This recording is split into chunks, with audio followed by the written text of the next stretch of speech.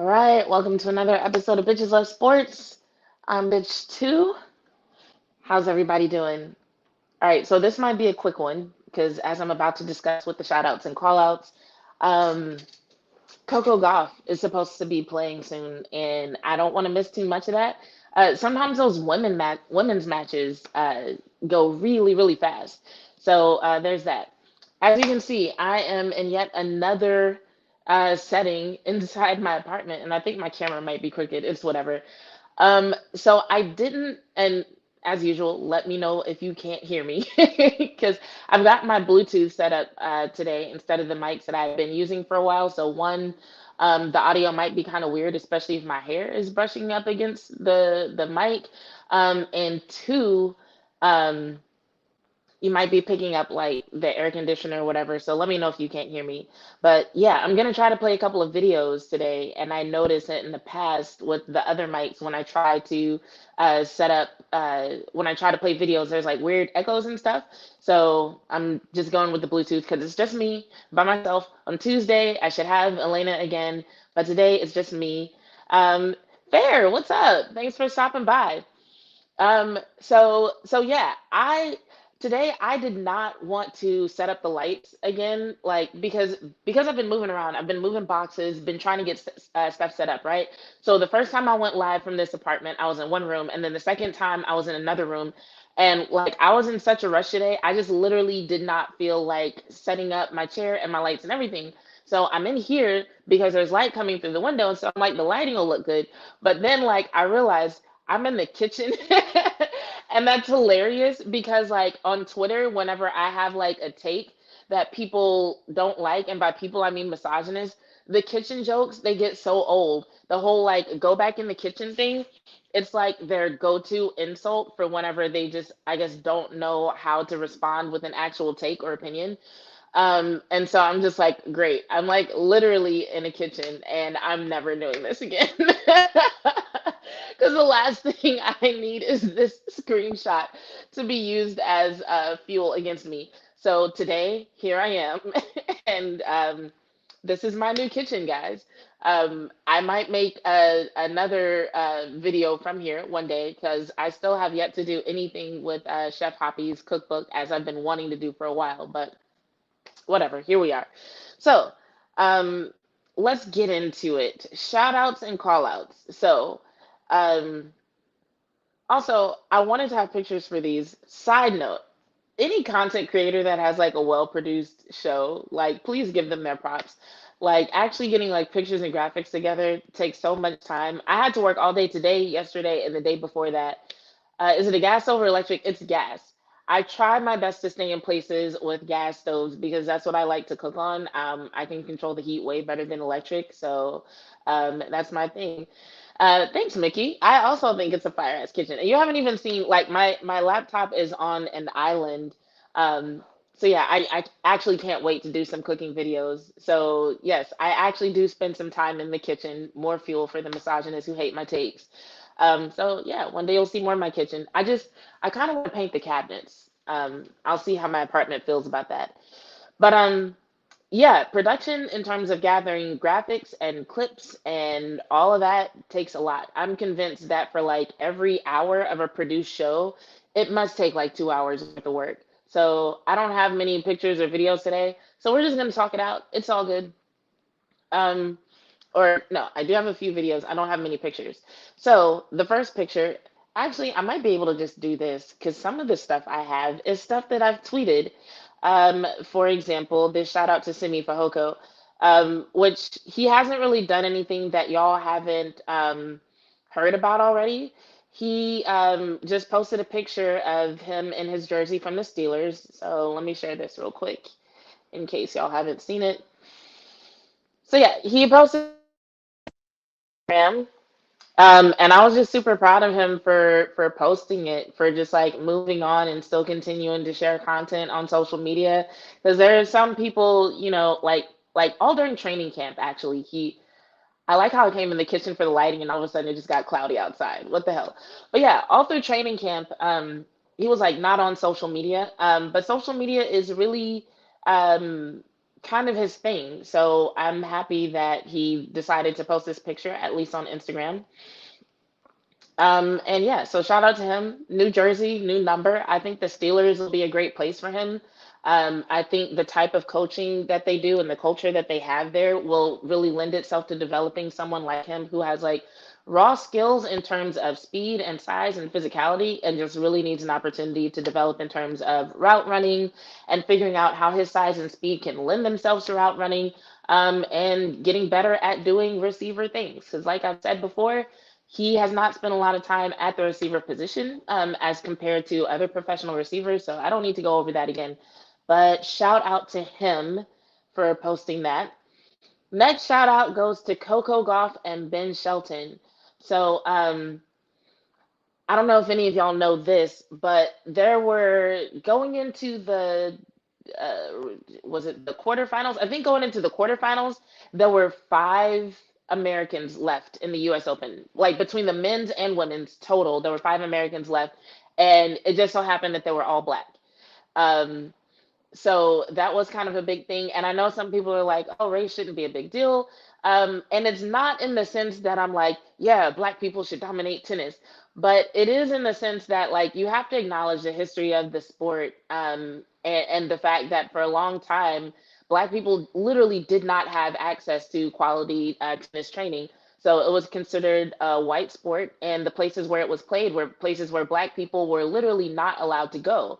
And then for a while, you had Venus and Serena, who were dominating the headlines, in terms of tennis and representing Black people and people of color in general in the tennis world, honestly. And then when Serena retired, it was kind of like, okay, what's happening now? Because at the time, Sloane Stevens really hadn't stepped up. Coco Gauff was like questionable when talks of Serena's retirement first started. And so it was kind of like, what are we going to do? But since then, Coco has stepped up. You've had people like Eric Eubanks step up out of nowhere. Sloan is doing better. And in this particular tournament, it ended up being on the men's side. It was, trying to remember this right off the top of my head. I know it was Ben Shelton and Francis Tiafoe because they played each other. And then Taylor Fritz was another one. And then on the women's side, they had Madison Keys and Coco Gauff. So in about 15 minutes, Coco Gauff's match is going to start. People are expecting her to win. The person that she's playing against, whose name I cannot remember, um, let me see if I can look at it and if I can pronounce it properly. In a few minutes, she will be playing Muchova, Carolina Muchova. And then Madison Keys, right after that, is going to go up against number two in the world, Arena Sabalenka. So Coco Gauff is expected to win her match. She's playing against someone who's ranked number 10 in the world, whereas Sabalenka is ranked number two compared to Madison Keys, number 17. So we'll see how that goes. Good luck to the both of them. If they both win, we'll have an All-American final in the U.S. Open on the women's side for the first time in a long time. And it'll be the only time it's been two black women did it since I think that happened with Serena and Venus at some point. Um, Fair says, I hope she does. The next queen needs to be born. Yeah, for real. No, Coco is killing it for real. And that's not even like me just rooting for her because she's a young black woman thing. Like she is really killing it right now. If you look at her, you can tell she's put on a lot of muscle. She's really figured out how to make her game her own. um, she's bringing a lot more power and force to the game. So she's doing awesome. Like over the past 2 years, she's really accelerated and stepped up her game. I'm super proud of her because for a while it was kind of like, we don't know where this is going. Um, so on the men's side, the only American left is Ben Shelton. So Ben actually eliminated Francis Tiafoe. They are two of my favorites, so that was a hard match to watch. And I really wanted Foe to win it because he's been having such a great year and he really like moved up in the rankings, you know. But he went up against Ben, and Ben has gotten really good at changing up his pace, which is one of the weaknesses for Tiafoe. Um, Unfortunately. So if you watch TFO play, if you try to match TFO like in terms of power and just try to match his power with strict power, you're not gonna do so well. You're gonna wear yourself out. But Ben, like, he's got incredible endurance, first of all. So he actually was able to keep up with TFO's power. But what he figured out was to not just go full power the whole time. He figured out to kind of switch up the pace, and it threw TFO a lot. It threw TFO off a little bit. And ultimately, I think that's what ended up being the thing that helps him win. So Ben eliminated him, and now Ben is going to be facing Djokovic, which is who eliminated the other American that was left, Taylor Fritz. So that game is going to happen tomorrow at 2 o'clock. So by the time we have another show on Tuesday, we'll know not only how Ben and Coco did, but also who ended up winning it all. And it would be awesome if both Ben and Coco were to win it all for the Americans, and like they'd be two young Black Americans playing tennis as well. So that would be awesome. So huge, huge shout out to both of them. Um, Next shout out goes to the Dallas Wings for clinching a spot in the WNBA playoffs. They have had a very up and down season, just in terms of performance. For a little while at the beginning of the season, it looked like they weren't going to do much. Then they showed up against teams like the Las Vegas Aces and actually gave them a run for their money. So people were like, this team is actually working with something. And I watched them live, and watching Arike live is just so much different than watching on television. I think because, like, on television, the angles are switching. So it's like you'll see her for a second, but then they'll cut to something else. They'll kind of follow the ball, but like just seeing in live, just seeing her live, seeing the kind of speed and power that she brings to the game, the way that she's constantly commanding what's going on the court, the way she's dictating the pace, how physical she is. It is really, really fun watching her. Like there are other women who might be like bigger than her or have more muscles, but just watching, I don't even have the word to describe it, because I feel like describing her as a powerful player is simply not enough. She's explosive. Like, she is absolutely like just so much fun to watch. And her and Satu together have just helped elevate that team to a level that I think a lot of people didn't predict at the beginning of the season. So I'm really excited for them. That's the women's team, right? I've been watching lately. Yes. The Dallas Wings is the WNBA team that represents Dallas. And so, a few notes so far. So, the entire WNBA playoff bracket has not been set as of yet. So it ends up being the top 8 teams from the entire association, and I think like 5 or 6 slots have been clinched, something like that. I'll look it up in a second. I'll let y'all know. But so far, some of the things that are significant, Las Vegas Aces are in it for the fifth time in a row, I should say, for the fifth consecutive season. New York Liberty are in it for the third consecutive season. The Connecticut Sun are in it for the seventh consecutive season. And the Dallas Wings entered the postseason for the third consecutive season. Minnesota Lynx are in it for the first time since 2021. And the Washington Mystics will be included in the postseason for the second consecutive time. And the Atlanta Dream are in it for the first time since 2018. The Phoenix Mercury are missing the postseason for the first time since 2012. That was a train wreck to watch. uh Man, it was so weird because everybody was so excited with Griner coming back, and that was a great story.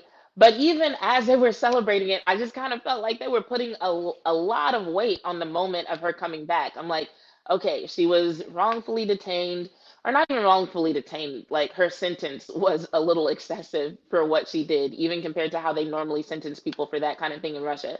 So yeah, we can call that wrongfully detained, and political moves were made to get her back.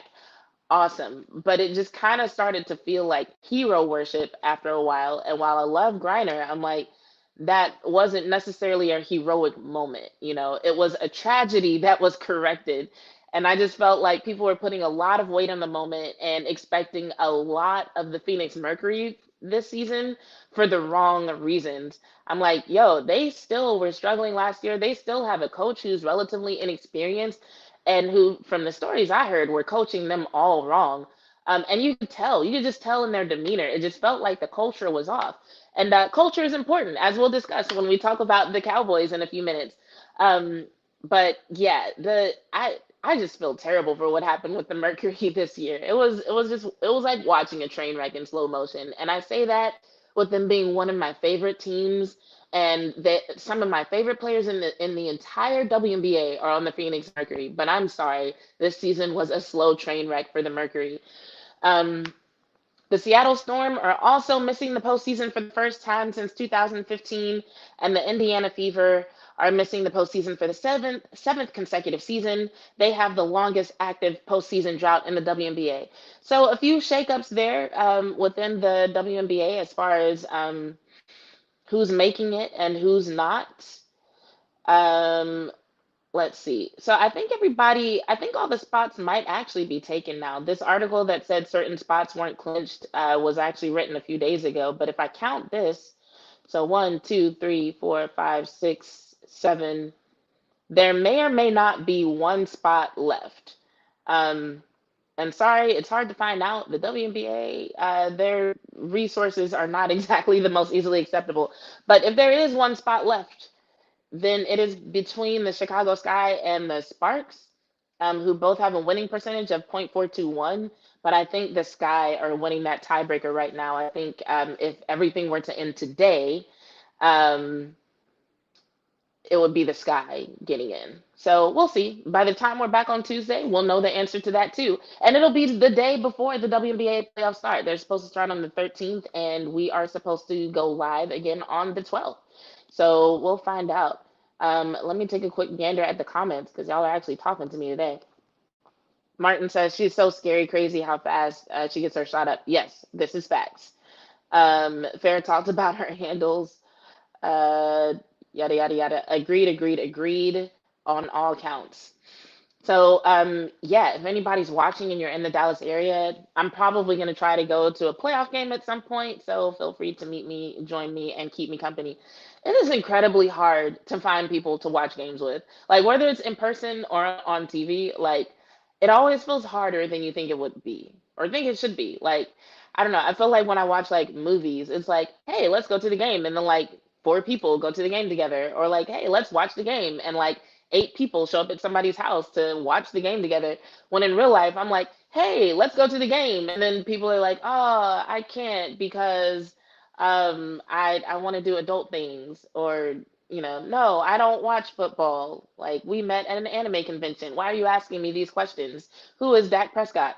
Um, so that's my life. Um, so yeah, one more quick shout out, doubling back to Coco Gauff. I just want to shout her out and Shikari and Asia Wilson and Angel Reese and pretty much all the young black women who are like killing it when it comes to athletics right now. And here's the reason why. Um, they are doing it in a fashion that we haven't really been able to see in the past. So when it comes to being unapologetically themselves, that's a phrase that was really popularized when LSU was in the process of winning the women's college basketball championship this year, right? And that was a big thing for Angel Reese. But like all the women that I just named are doing that on some level and in some way. So Coco Gauff, for example, I have yet to see a press conference where she doesn't reference pop culture. Now, she recently went viral for talking about how nervous she was to play in front of Justin Bieber, which is such a cute 19-year-old thing to say, right? But in the past, I've seen her go in interviews and quote the City Girls and quote Cardi B and not even be shy about it. Um, and it's sometimes like she's even educating the people who are interviewing her. Like there was one interview, I don't remember what she was talking about, but she said something and she was like, period. And they were like, why do you keep doing that with your hand? And she was like, period, like the city girls. And they're like, what are city girls, But I love the fact that people asking weird questions and questioning like why she's doing certain things or why she's saying certain things. It doesn't seem to. Fair said adult things is hilarious. Sports are adult things, right? More on that in a second. But yeah, I'm glad that Coco doesn't let that deter her from like still being who she is, and Asia doesn't let haters discourage her from dancing on social media. And Angel Reese is still out here making videos with Lotto and all this other stuff. Like, I just love the fact that these young women feel enough freedom to where it's like, I think there was a time where it's like, the criticism that comes with that kind of thing carried a certain amount of weight. It carried a certain amount of consequences to where people might wonder, like, okay, could my actual profession as an athlete be in jeopardy if I decide to go this route, if I decide to be this unapologetically myself, right? And now we've reached the phase where these young women can be themselves, and they know they'll get criticism. They know they'll be judged a little bit. They know some people have something to say, but at the end of the day, they can still support each other enough, and they have enough support from the powers that be that they can still do it anyway. And they are confident enough and brave enough to still do it anyway. And I love that. One of the things that you learn when studying athletes, and even just me learning how to work with the personal training clients that I have, one of the things that you learn is that people perform better when they're able to be themselves in all aspects of their life, like not just on the field, but in all aspects. So there have been articles written about how just certain athletes, when they were involved in a scandal and people found out about that scandal, how that could have possibly affected their performance. For example, Tiger Woods was somebody who was brought up, and they talked about how when it was found out that he was having affairs and stuff, how his performance declined for a little bit after that. And they talked about how just not really having an outlet for your authentic self can literally affect how you train. It can affect how you perform, and thereby affect your results. So the fact that these women can be themselves and be comfortable being themselves, I think it'll do a lot for their performance and their execution. I think it'll do a lot in terms of setting an example for young women who are following in their footsteps, and I think it'll do a lot for culture in general. I think sometimes when it comes to misunderstandings just in the world, a lot of times it's just due to ignorance. And sometimes, not all the time, but sometimes exposure can actually do a lot to mitigate the things that we don't understand about each other that end up becoming issues. So props to all the people who are fighting the good fight and going against the status quo in the mainstream. It takes guts. All right. So on that note, um, just subscribe. Thank you so much. Um, Queens Love Sports. I wonder if that should be the new name. Um, so yeah, on that note, we are about almost 30 minutes in. So let's go ahead and talk about our Cowboys so I don't miss too much of this game. Actually, real quick, I'm gonna just pull up the channel that the game should be on, just in case it starts and anything interesting happens. Ask some questions in the chat if you want to. This is going to take like a minute. And then we're going to talk about some of the Cowboys developments in a second, and then we'll get out of here. I appreciate y'all for tuning in.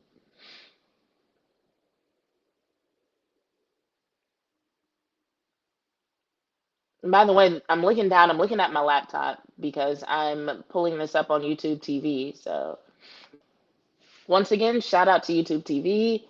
It is one of those things that I'm like, if you're a sports fan, you should have YouTube TV. And no, they're not sponsoring me, so I'm not getting paid to say this. I wish.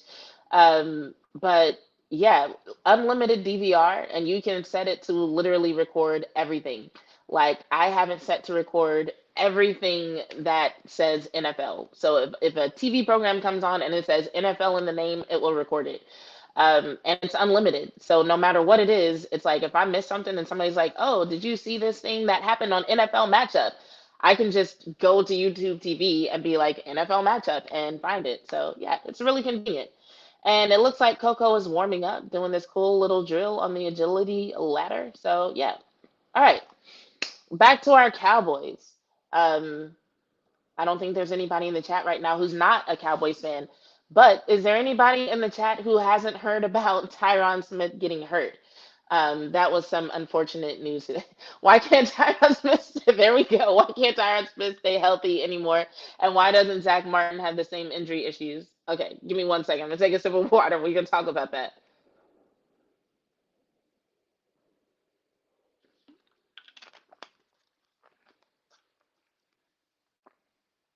Um, let me go ahead and pull this up on the screen so people can see what we're discussing. So why can't Tyron Smith stay healthy anymore? All right.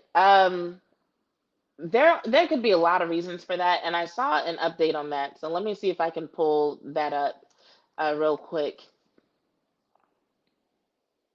Michael Gelkin, who seems to be like the go-to insider these days, it's like all the news that comes out, it's like he's the one that you want to look for.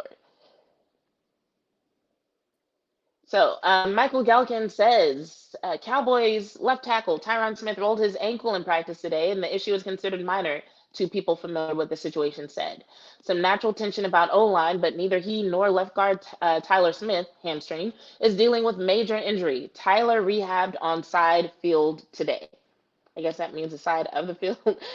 Like this comment from Dom. It says Tyron shouldn't be practicing. I don't disagree with that, honestly. Like considering how long he's been around and how much time he's had to spend out, I'm just like, okay, so clearly he can do his job with missed time. So instead of having him like miss time after an injury, how about we just like preload the missed time and just like have him not practice before he gets injured, you know? Because like either way, he ends up missing like buku practices over the course of a season. Um, what did Martin say? Hey Jazz, isn't it minor from Patrice? Yes. So that's what I just read from Michael. And Fair said, so listen, this Dak quote got me in my feels. Dak Prescott, everyone has an opinion. I just read what my former teammates Chris Jones said about opinions, and I agree with him. What did Chris Jones say? We're gonna go over that Dak interview at the end of this too. But if you know what Chris Jones said, put that in here. I want to know what Chris Jones said. So, okay, here's the thing with rolled ankles. It could very well be minor. I know several athletes who have played with rolled ankles and they tape it up and they keep it stable and it hurts, but it's fine. I've had to do it myself. Now, when I was doing it, I didn't practice. Well, I don't think I practiced as much as they practice. Well, at the time, I was on a travel team. It was like 4 times a week for 2 to 3 hours each time. So maybe. And I was on skates. So lots of ankle movement and stability required. But I was able to get away with it. Now, it caused it to linger for a long time. So that was an issue. I think I must have been wearing an ankle brace for like a year. And then even after that, on and off sometimes, you know? So I say that to say it's not impossible for him to play through it. It can get better. They can tape it. They can put a brace on it. And he can do what they need to do. Apparently, Chris Jones said opinions are like buttholes, and they all stink. I've heard that phrase before. Opinions are like buttholes. Everybody has one, and they all stink. Okay, okay, Dak.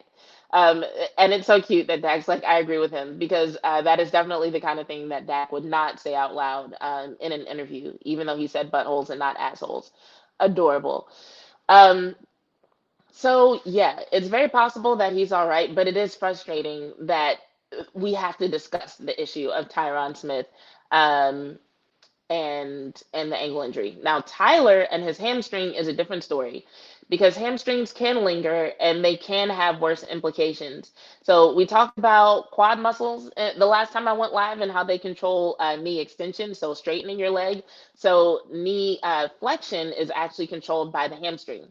And if you know anything about offensive linemen, you know knee flexion, the ability to bend the knee, to drop that ass, as Aisha says, is important. So not only do we want him to be able to do that comfortably, but let's say in theory he's able to do it, but it's uncomfortable and it causes him to compensate in some way. That could put unnecessary tension on the opposite knee. So a hamstring issue on one side can cause knee issues on the other side in some athletes. Also, if the hamstring issue is bad enough and the muscle actually malfunctions, well, the hamstring is actually responsible for things like patellar alignment. So you could end up with a knee issue, or in some cases, well, a hip issue probably is not as likely. But you could definitely end up with a knee issue from a hamstring that is not functioning properly. So that's why I'm a little bit more cautious with Tyler Smith and his hamstring issue. I'm just like, yo, if it's bad, rest it. And as someone said, I think it was one of the commenters during Skywalker Still Show said, if we can't win this game without Tyler Smith, we're not the team that we thought we were. And I agree with that. Do I think it'll be different without Tyler? Yes. Do I think the game is still winnable without Tyler? I still think so. Um, so we'll just have to see. But like, if it's up to me, I would rest Tyler.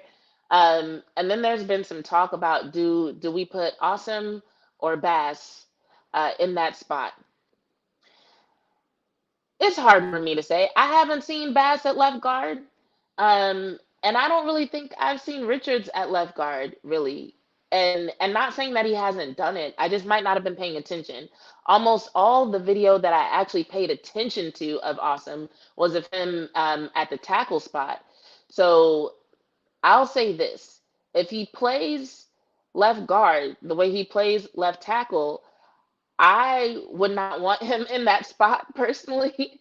I can see that being an issue, especially if whoever's coming at him figures out how to kind of manipulate some of the issues that he has with stability and controlling his movement, controlling his own momentum, or controlling the contact between him and other players.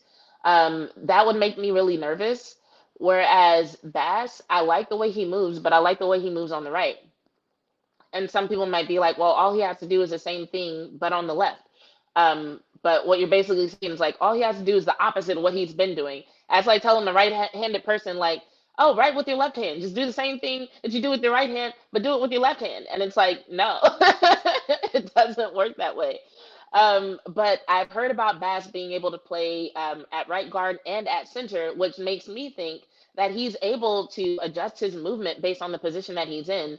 So I personally, I'm not a coach. I'm not one of the people who gets paid exorbitant amounts of money to watch these players and keep their eyes on them and be able to make decisions in times like these. So they might have a whole different set of criteria and information on which they're basing this decision, and we'll just have to see.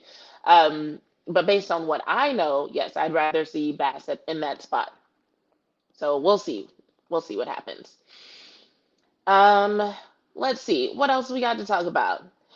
Um, before we get into some other stuff from today, um, quick note about the team theme. So I wrote an article that I put out this morning about the theme of the team, Carpe Omnia.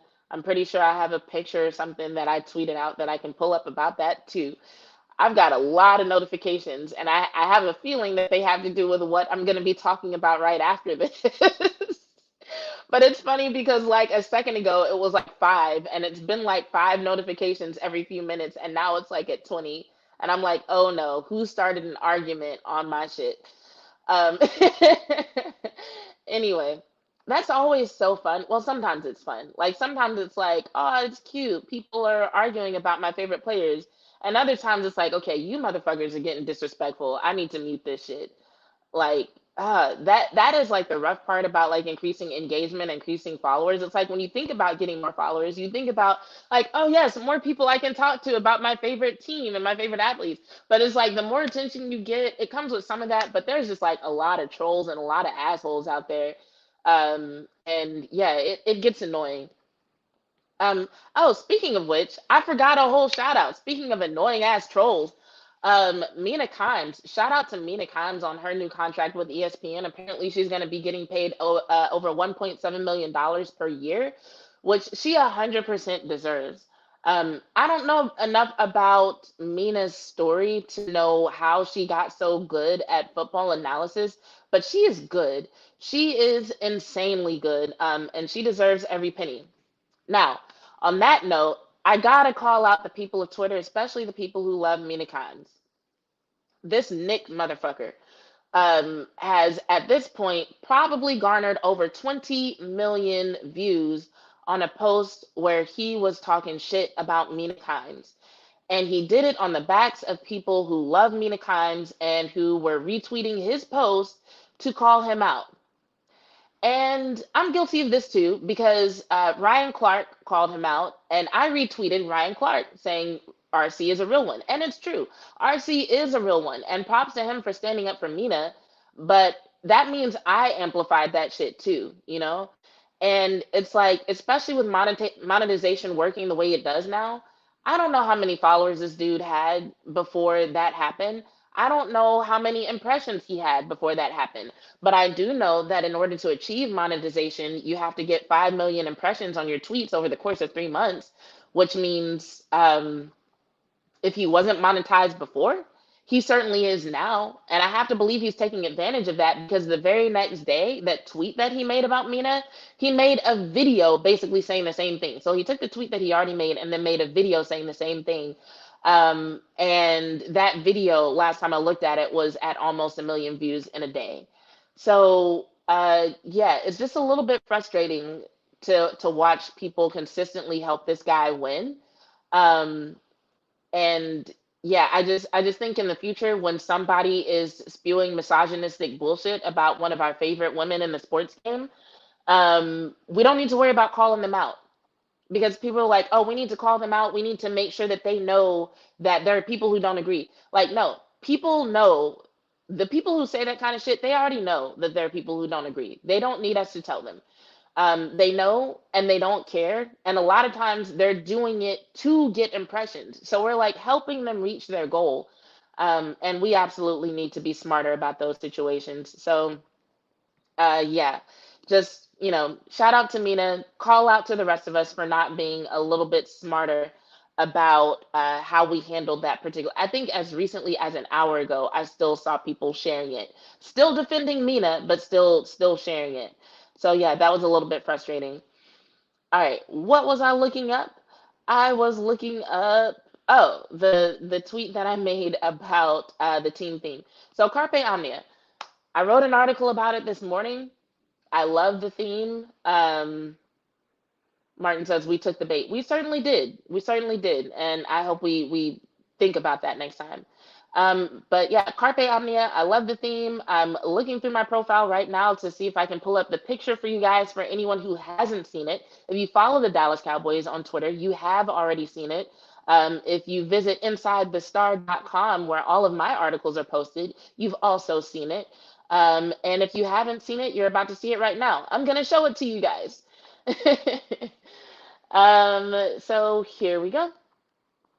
This is a picture of something that is currently in some part of the star. I think I recognize the area where it is, but who knows? But yeah, so Mike McCarthy is really big on symbolism. So I don't know about it. I don't know anything about Mike McCarthy's educational background. I know Dak has 1 or 2 degrees in leadership, but one of my degrees was in human and organizational development, right? And one of the things that you learn about in human and organizational development is the 4 frames of leadership.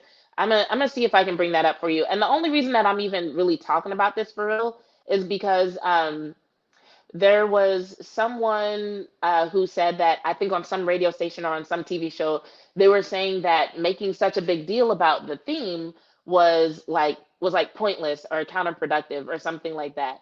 So I'm gonna share this other picture real quick, and then we're gonna go back to this. But I'm sharing it to make a point.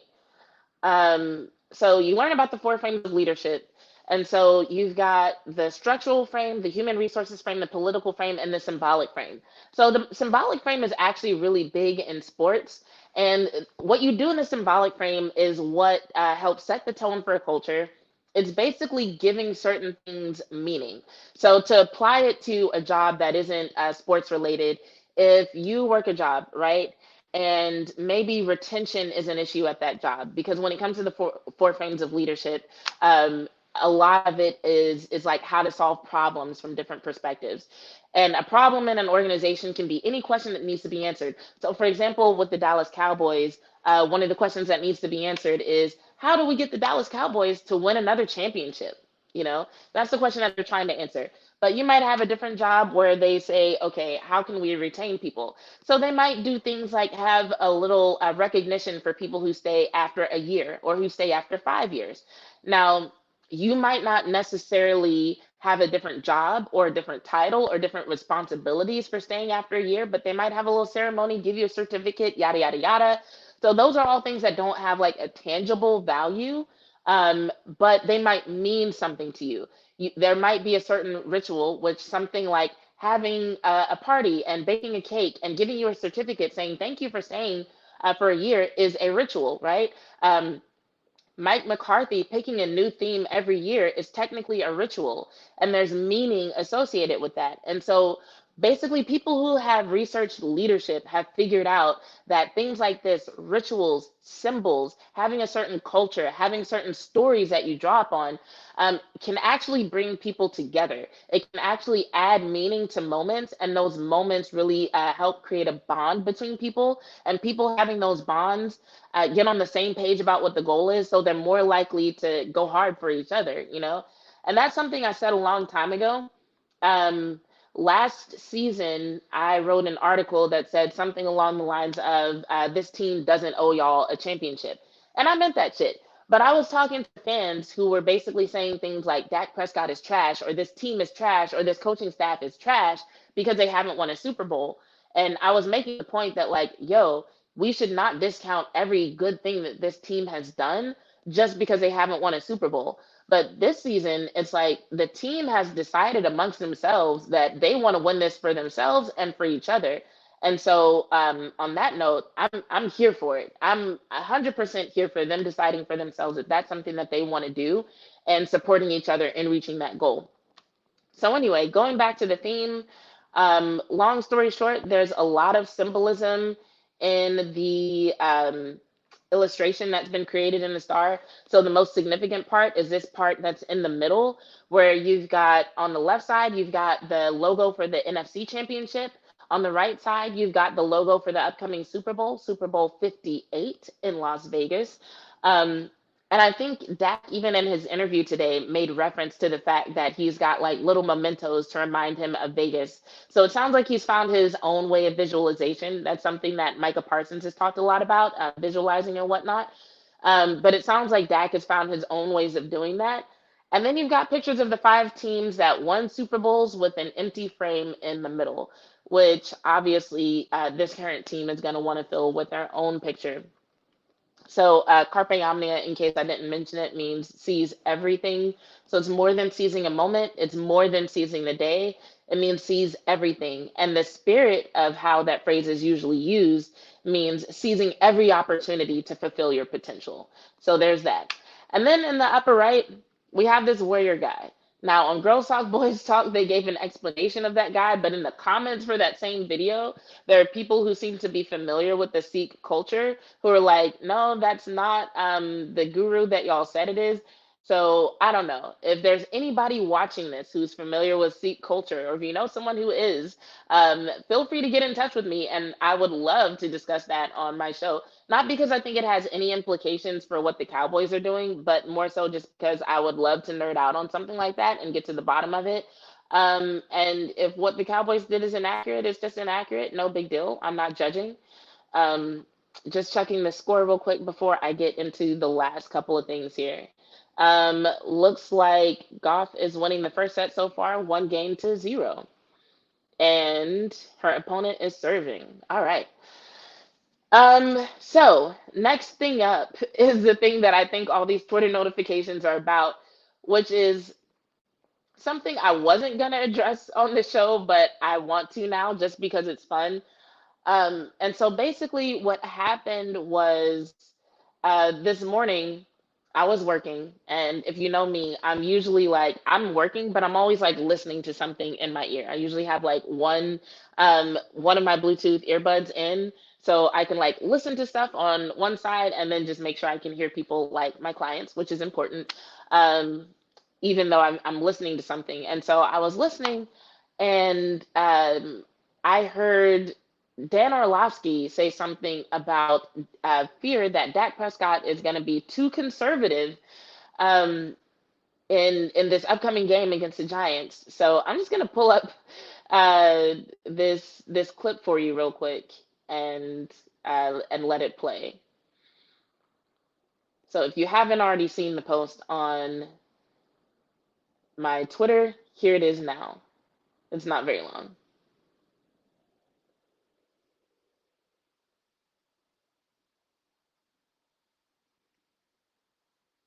So much emphasis placed on all of Dak's turnovers last year. Here's Louis Riddick on what he expects. Early on in the season, look, Dak is going to be so turnover conscious.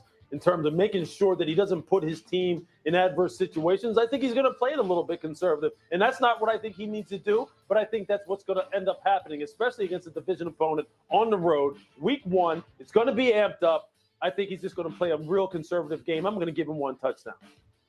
So that was his pick. That One only touchdown. That was how that conversation started. Dan, you were the first person who said that on this show, at least. What was the expression? You want to be not reckless, but you want to be aggressive, not reckless. And that is, you were the first one who said you're concerned that Dak will just have all these turnovers and all that talk in his head, and it might lead him to be a little too conservative. And if he plays that way, they'll lose. And if he plays that way, Daniel Jones will outplay him.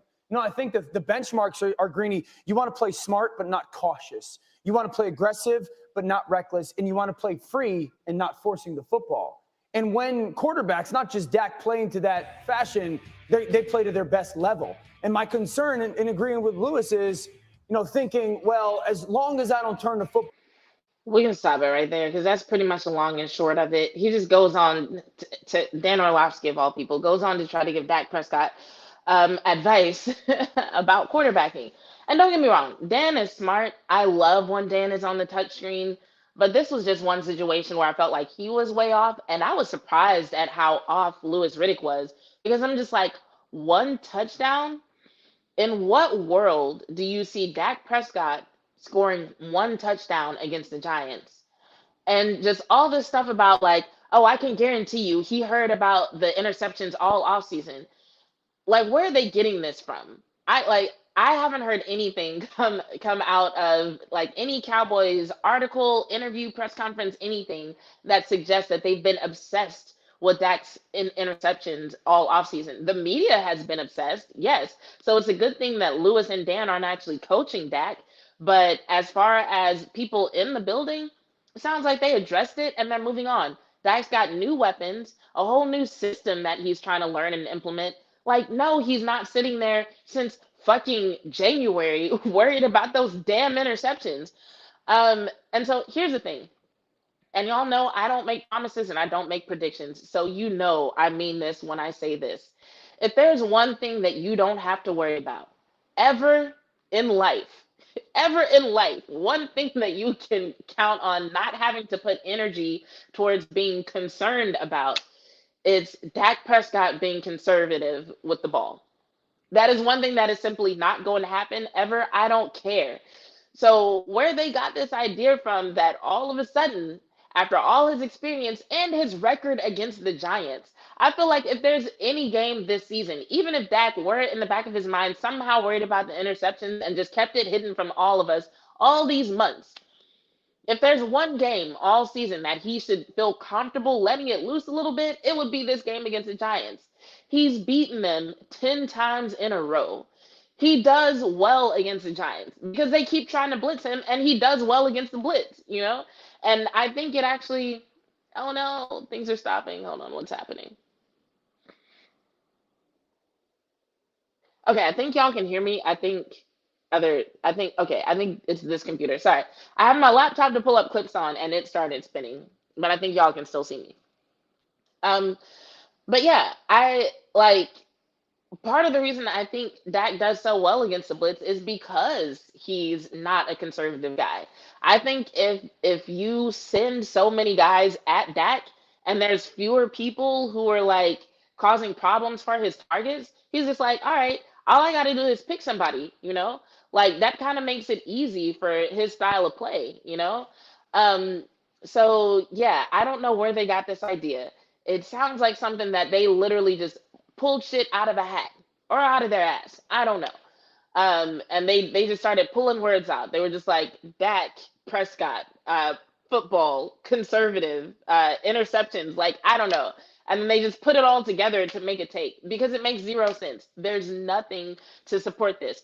As a matter of fact, there's evidence to support the opposite because, and this was a clip that Martin just so happened to send me that actually connected to this particular topic to where when I decided to post this, I was like, okay, I need to make this other post with it.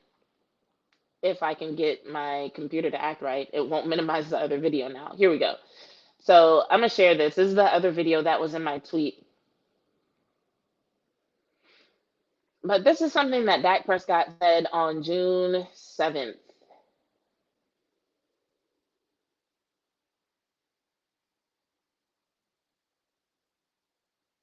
In regards to offensive tempo and trying, and Mike saying about getting the play calls in more quickly, is the main goal of that that you have more time to survey the defense, or is it I think, also yeah, just trying to get maybe more than 70 plays a game, or there. is it just the defense being I set? think it's all of it in the sense. Obviously, when you can change your pace, you're going to catch them off guard.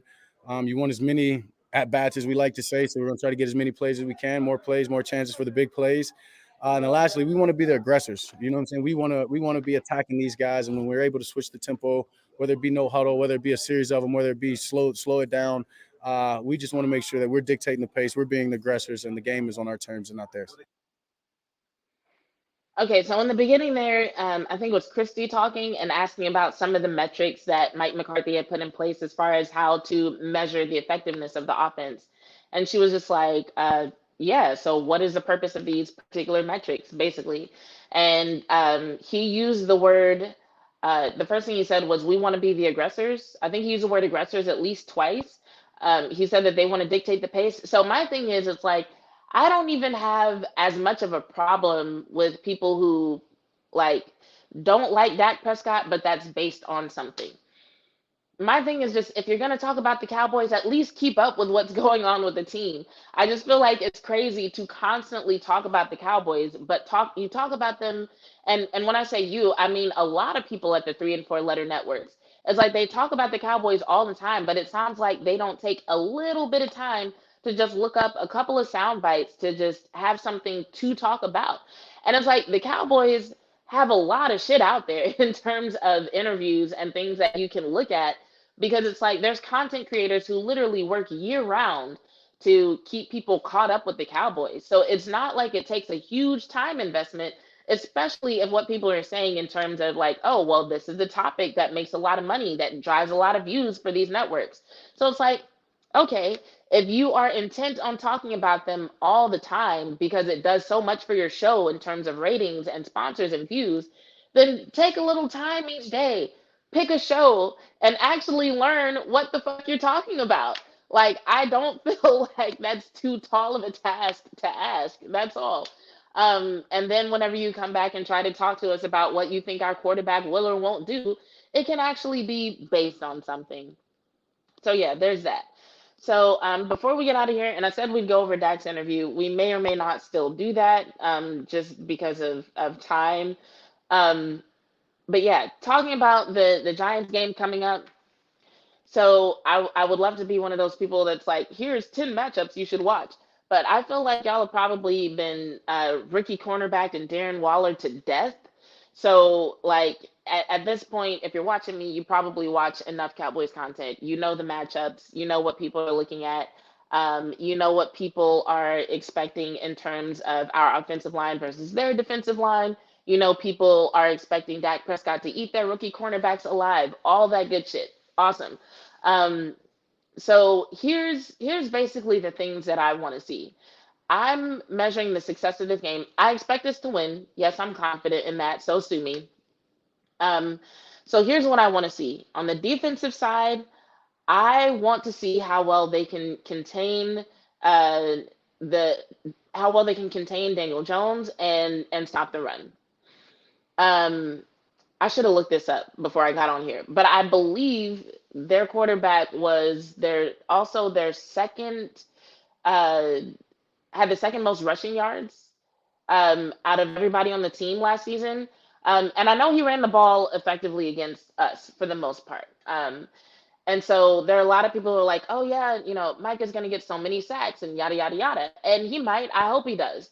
But the thing about this particular quarterback is that he's actually good at running. So when he decides to run away from people like Micah Parsons, it's not like the frantic scramble out of fear like we see out of some quarterbacks. With him, he actually knows what he's doing sometimes. So I know there were some moves made in the offseason for the Dallas Cowboys to get better at stopping the run and to be more consistent in that and to be more effective in that without taking away from other aspects of the defense. So in this game on Sunday, I want to see if that's working. I want to see if we look like a different team when it comes to stopping the run, which includes stopping Daniel Jones, right? So I want to see him be contained. I want to see their rushing yards limited. That's what I want to see on the defensive side. Um, on the offensive side of the ball, what I want to see is I want to see a cohesive unit that looks like a well-oiled machine. I want to see an offense that looks like they know what they're doing. And I think this is a really good game to test that out because, like we talked about, Dak Prescott has beat them 10 times in a row. So you have to believe that Wink Martindale does not want to see that happen again. So I don't think that he's going to throw the same things at the Cowboys offense that he's thrown in the past. He's gonna try to throw some curveballs in there. Mike McCarthy said in one of his interviews that he expects about like 35% of the plays to be things that they haven't seen on film. So you can tell they're already preparing mentally for like, okay, how are we going to handle these situations whenever we see something that we haven't seen before or something unfolds in a way that we haven't seen before. But even if you're preparing yourself mentally for the fact that something could happen, the thing that's going to happen is still an unknown, right? So what I want to see is, in spite of the curveballs, in spite of whatever Wink might throw at them, I want to see our offense keep their composure. I want to see Dak keep control of the offense. I want to see them handle it well and still look like a dominant offense, despite whatever might be thrown at them. I saw somewhere where someone said that they expect Wink to be more conservative and not blitz as much. That would be really surprising. That is one thing that I do not expect, is for Wink Martindale to have a more conservative defense, whatever conservative defense looks like. Um, I do expect there to be lots of blitzes. What I'm expecting more than anything is disguises. I'm expecting them to try to like disguise things more, to try to trick Dak more, or to try to trick some of the skill players more, and throw some curveballs at them in terms of coverage to where, maybe it's just harder for them to execute the way that they expect to. Um, but yeah, what would be a win for me is even if we win the game and we win by a large margin, I just want to see the offense look cohesive and I want to see everybody look like they're keeping their composure, keeping their control. I want to see a Dak Prescott that is in control, and still aggressive.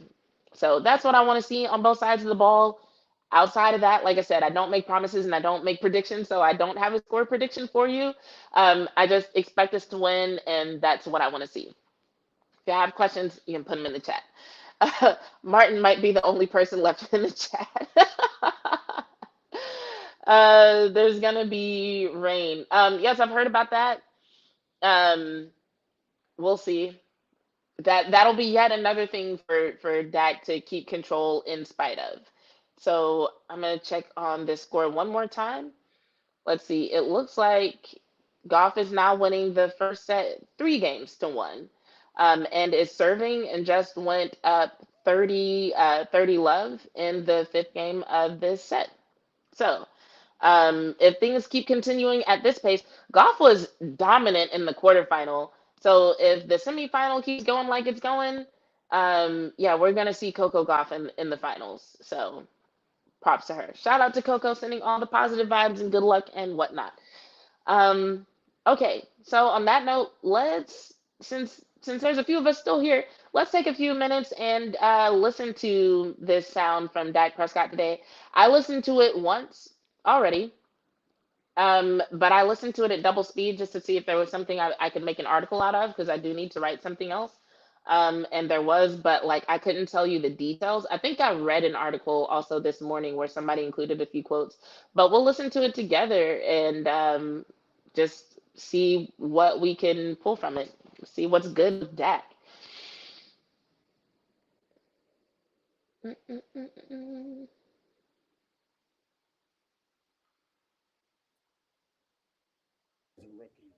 And you haven't lost it in since. Is that something that's really kind What is of that? driven you? Yeah, losing in general does. Yeah, and I mean that was what the first game of my career. But yeah, I mean where I'm at, that's I just want to keep on the streak. You know what I mean? Understand this is a good team. It's a different team.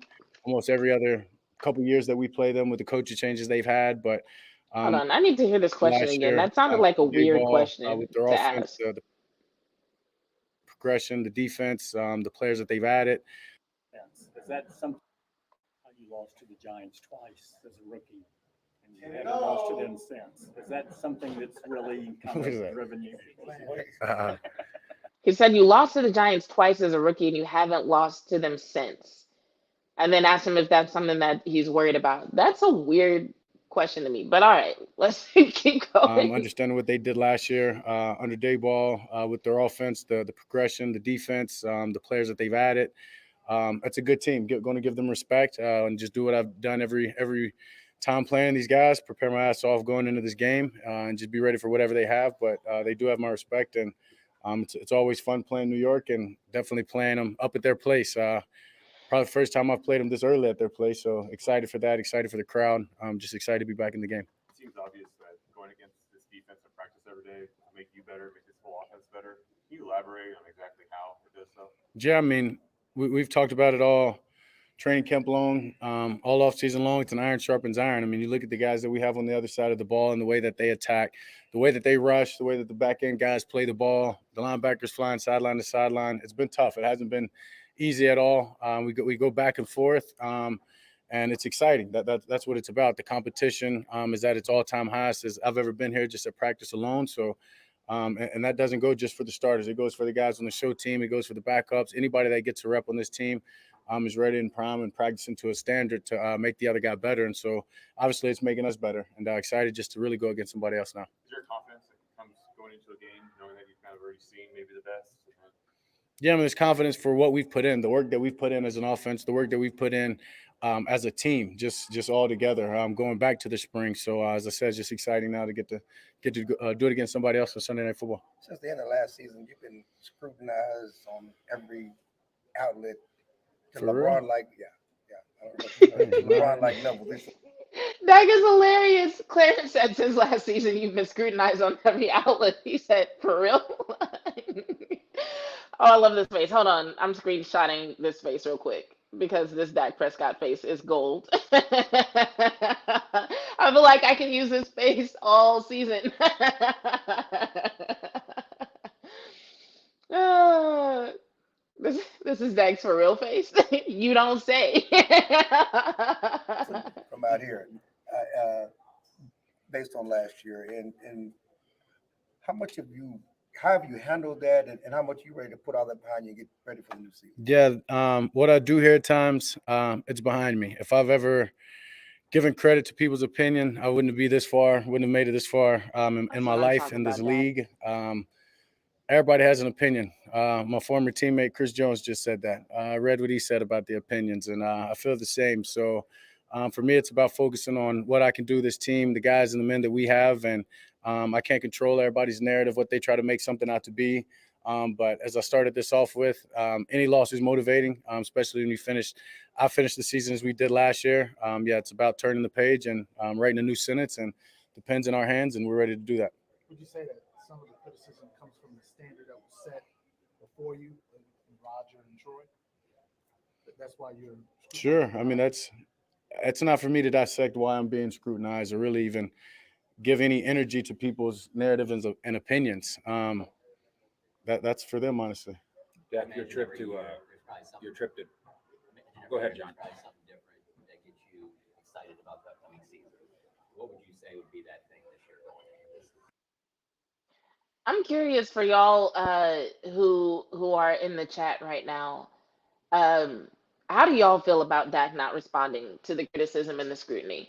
Because there are some people who are like, I wish he would respond, but I personally feel like it wouldn't do any good. It would just cause more drama and more distractions.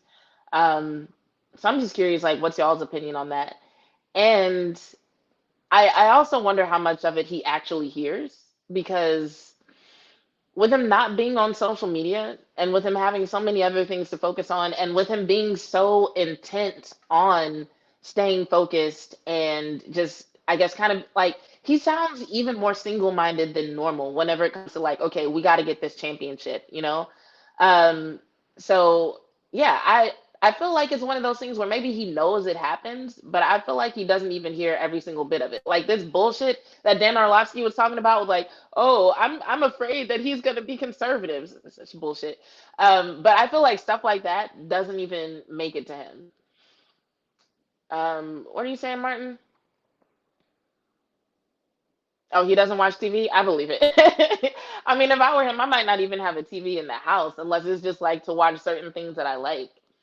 Which I'm still curious if he's an anime fan. Fair says, I feel like it would just cause more attention, but he did take a subliminal shot in this interview, so he knows it's there. Yeah, yeah. So he says stuff like what he said a second ago, where he's like, for real? Like, and you can tell he's being facetious, but like, as far as the details, like every single thing, like, I feel like keeping track of every single thing would be exhausting because honestly, because I love Dak, I keep track of every single thing. And it's exhausting for me. I can't imagine if these people were actually talking about me. Good God. Very strong minded. I agree, Mickey. I agree. By the way, Mickey, I'm doing Fangirl Friday tomorrow on Twitter. So if you want to post anything about your faves, just tag Fangirl Friday and I'll retweet it. All right, let's keep going.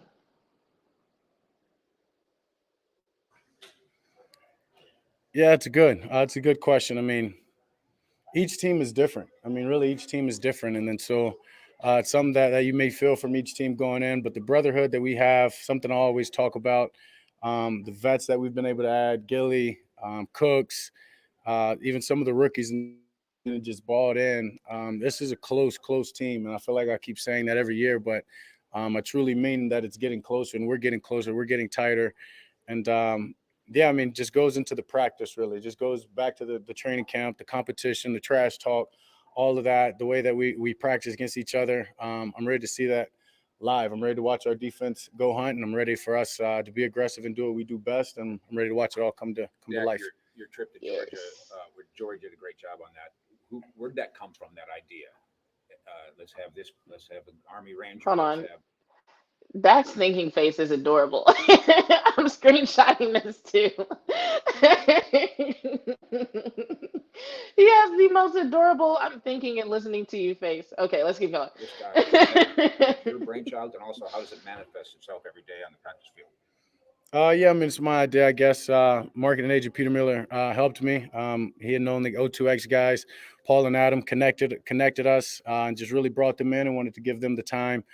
Understanding that they've worked with elite groups and government agents across our country, and knowing that they've had a lot of success in their industry. So it's about stealing any little notes and culture, camaraderie, anything that they do. And honestly, it comes to life each and every day, from breathing techniques that they teach us, the mental performance, the sleep, the study habits and patterns, the clear mind. Guys talk about it. That's a part of me and CD's handshake with the breath. Yeah, it's something that all the guys that were there have really taken it and incorporated. And each and every day that they come to work, and anytime we're in group sessions or anything, we're reminding each other of little tad bit notes. So some very successful, and some we've got to build on. Jack, we've talked about the addition of Cooks, the growth of Tolbert, Gallup's got more time post-injury, McCarthy being Yes, play Kathleen, caller more now. Dak memes. How much different The world does needs Jack more. Graham do you feel compared to this time last year, and are you more comfortable? I mean, last year, honestly. Yeah, I'm way more comfortable. And I think it goes back into the spring and then the way that Mike installed. Hold on, I gotta pause to highlight what Kathleen said a second ago. Kathleen said, "I hope we get to see him get drunk one day and say I've beaten." I have a video about wanting to get Dak Prescott drunk. I don't know if it'll ever happen, but that would make my life. Um, I've beaten the Giants 10 times. Give me a real question. Ha. I feel like on some level he's got to be thinking that. With a lot of these questions, they're just very like, really, are you really asking me this? Do you just need a quote? Like, this can't be a real question. I Something think I it's that feel they like I've just need continued to harp quotes. on, and just his detail and install in place, his purpose of calling a play. That our plans in right now. Just went out there and practiced. Obviously, we'll cross our T's and dot our I's and iron out the rest of it over these next couple of days. But my comfort level is at an all-time high, and I think that comes with what I said about Mike, what you just said about all the receivers having the weapons that I do, even the young guys, and then obviously just the experience that I've had in this league, just all playing a part in it. Mike talked earlier this week, and it was about the challenge of the season opener and like 35% unscouted For looks, sure. that kind of thing. And but from a quarterback's perspective, are there even more adjustments? You have adjustments every game, but just the challenges of this opener, even though it's a familiar opponent. Yeah, I mean, I think Mike was She said, I don't know if y'all heard it. She said Mike talked earlier about the challenges of facing a team in week one, and she asked if you have to make similar adjustments like for every team every week. speaking for speaking for me as well on that, and just the offense in general. For me, it's just about what they may do that's unexpected. Understanding just as much as we've had a whole off season to put in new plays, iron out things, create strengths. They've had the same. They've had a chance to go back and look at what they did best last year and build off of that. Understanding who Wink Martindale is, wanting to get into multiple personnels, exotic blitz at times. He's had a lot of time on his hands, so it's about going back for us and studying what they've done against us and but being prepared, and that's what training camp, that's what you create rules for, and just being comfortable within our system that when an unscouted look comes, that we have a plan just based off of the way we've practiced. And I think our defense presented us great opportunities all spring that no matter what's thrown at us, we'll be ready. And that's the beauty of the game is you can say that and then you get in the game and it is something you haven't seen. And that's where we're all challenged is we got to communicate on the sideline and create a plan or they're gonna feast off of it.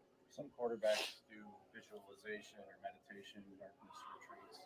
Is there anything that you do to kind of center your mentals or your emotions off the field? Yeah, I'm thankful. And every day I remind myself that no matter what I'm doing, I don't take anything for granted, whether it's my I think the question was about like visualization and meditation and like gratitude.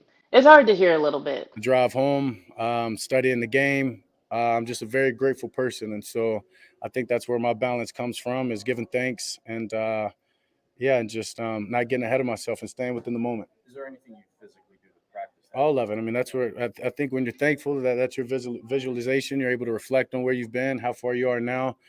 I don't know if I necessarily meditate, in the yoga style with my hands up type deal, but I'm a big spa person. You know what I'm saying? I'm going to find my me time. So, yeah, I mean, pretty much all that. No darkness retreats yet, though. Going to dungeon like Aaron Rodgers. I'm young. I don't know. I'm never going to say. Knock it till you try. Week one being here, do you allow yourself to think about February, Las Vegas, Super Bowl right now and where you ultimately want to go? Yeah, I mean, there's a little bit of I know where we want to go. I keep that in the forefront of my mind, whether it's the playlist that I play on my phone to name something to remind me. I've got a. This was the part where I said it sounds like he's found like little ways to like visualize going to Vegas for the Super Bowl. That's what he's talking about right now. So he mentioned a playlist, which I personally would love to know what's on that playlist. Out of just little different reminders that reminds me of Vegas, reminds me of where I want to be at the end of this year. And but in the same sense, it's about, as I said, being present and capturing each day. I know that there's no way I can get there unless I give each day my all. And that's more of the focus than it is. But at times when it is tough, when you are sacrificing, when the days are long, you want that reminder. And so I'm going to have those things placed here and there. You talk a lot about speed on this team and like calling things a little bit faster. How can that manifest itself with the offense? With the faster. Yeah, I mean, that's where I feel like you just look over my history. You look at the last couple of years, that's when we've been our best is when we're tempoed, or we're really pressing the defense. We're being aggressive. We're He putting them knows on their himself, heels, man. changing up personnel, in and out of the huddle, no He knows huddle, his game. turbo plays, whatever it may be. I feel like that's where we had a lot of success. And I think that just goes right in hand with the way that Mike calls plays. And so, there'll be a time of that, but then there'll be a time of slowing it down. And that's just the name of the game of really trying to change it up and be the aggressors. And it starts with us. What is your confidence level in some of these first, second-year guys on offense and picking up those new schemes, those new looks?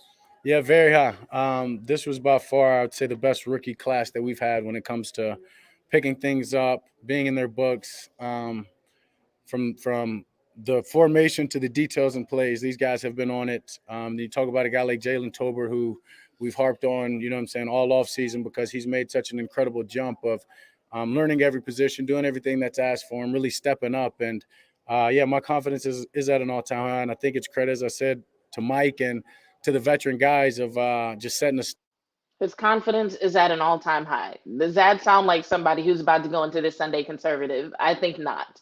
Hopefully, Dan Orlovsky is watching. But I'm gonna play the last minute or so in a second. But I have a theory about why we're seeing all these rookies that are so much like in their books and studying.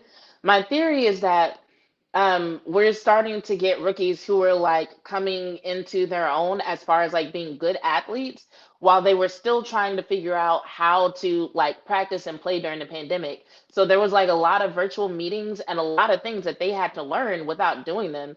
And I think now that they're pairing those like studying skills and those like visualization skills and like learning the plays and learning the playbooks and learning what they need to do without being on the field doing it. And now that they're pairing that with actual on field experience and more time like physically practicing, I feel like we're just gonna see like a couple of years of just like really smart players who pick up things really well, really quickly, and who just have like great like cerebral abilities in terms of visualization. So that should be interesting.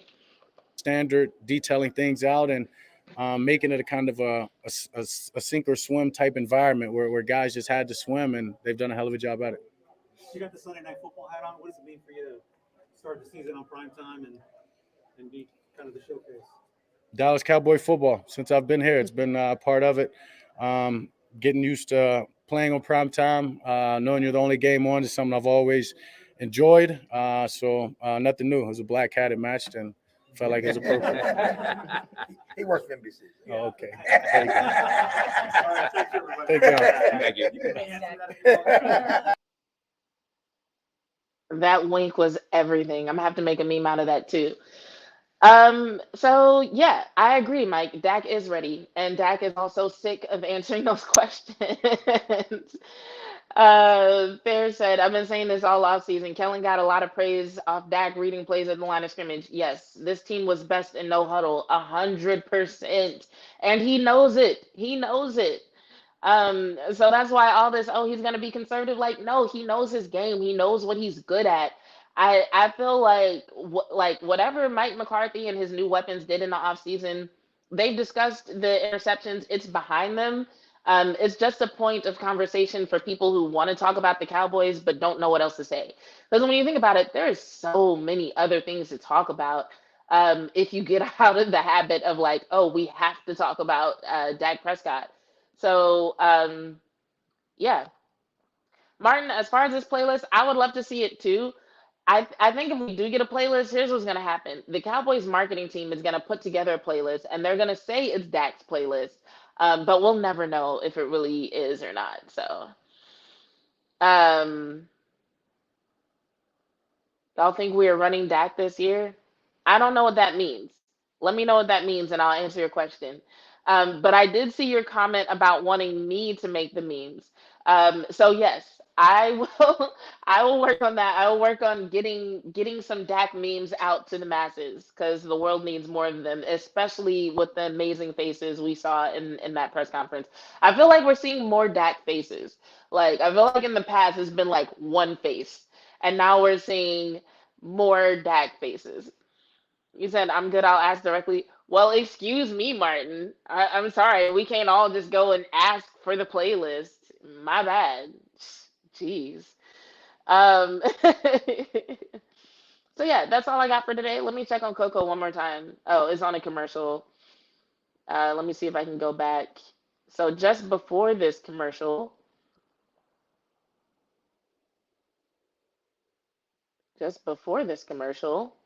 we were at Coco up 5 games to 3, still in the first set, but Muchova is winning the ninth game. So it could be 5-4, or maybe Coco comes back. Um, because yeah, so either Coco just won that first set or it's about to be over. Martin's like, JK, sure. You never know what Martin. Martin be like JK, and he could for real be like, yo, Tad, let me get that plate. Like, you just don't know what Martin. Like, I've given up trying to figure it out. So yeah, we'll accept your JK for now, Martin. They'll have a paywall for the playlist. But you know, there's some people who would actually pay for that shit though. That's the crazy part. Oh man. All right, that's all I got for y'all. I should be writing a couple more articles over the weekend. Someone asked where to see my articles. You can go to insidethestar.com. There's also a link if you go to bitcheslovesports.com. There's a link to like all the articles I've written for Inside the Star. Um, I'll probably be reviewing some of them because I know the first article I ever wrote was in October, but the first article I ever wrote October last year was hilarious because at the time I was not a Dak Prescott fan, if you can believe that. But the first article I ever wrote was defending him against the slander that was being thrown out about how Cooper Rush should start and ahead of him. Because I'm like, I'm not even a Dak Prescott fan, but even I know this is some bullshit. And yeah, then I became a writer for a Cowboys blog, and it's been a journey ever since. Space reaction to the game tonight. Live action, I'm with you. Are you asking if there's going to be a space? I'm not running a space. I tried to run a space before and nobody showed up. So I leave the spaces to the people who have a big enough audience for that. Um, so yeah, if there is a space, I might be there depending on what's going on.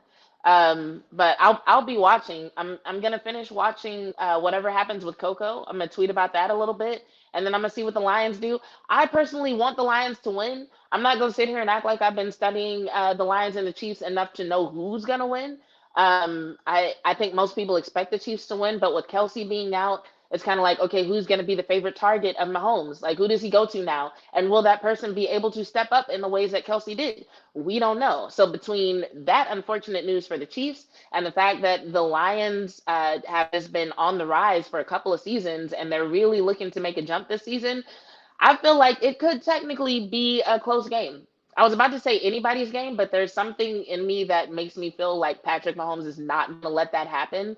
Not on week one, not on Thursday night of week one. But I do think it's going to be an exciting game. I think it's going to be close.